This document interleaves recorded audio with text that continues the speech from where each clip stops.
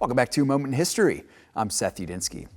Well, let's travel across the world and back over 75 years, actually, to the dramatic final stages of the most destructive conflict in human history, World War II. In February and March of 1945, over 70,000 United States Marines stormed the island of Iwo Jima and captured it from the Japanese Empire. Nearly 750 miles south of Japan, the island is tiny, only 5 miles in length and 2.5 at its widest point.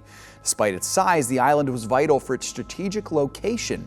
Now, since the middle of 1944, the Allied powers had made great advances into the European theater, and by February of 45, the Allies had all but freed Europe from the stranglehold of Nazi Germany.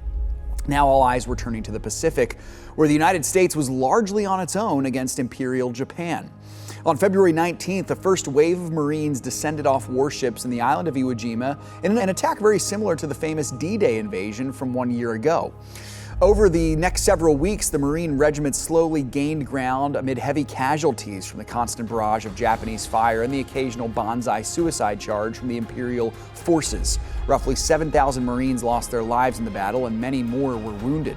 On February 23rd, the Marines captured the strategic Mount Suribachi high ground located on the southwest corner of the island. And that day, 6 Marines raised 2 American flags atop the mountain.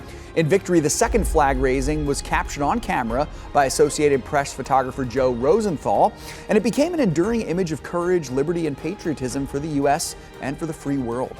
Well, the Battle of Iwo Jima lasted more than a month until the Americans stopped a final Japanese suicide charge on March 25th. Iwo Jima was now in American hands.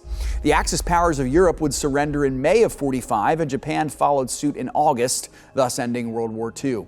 The Allies were victorious in large part to these courageous Marines who captured that little island of Iwo Jima. Thanks so much for joining me once again for A Moment in History.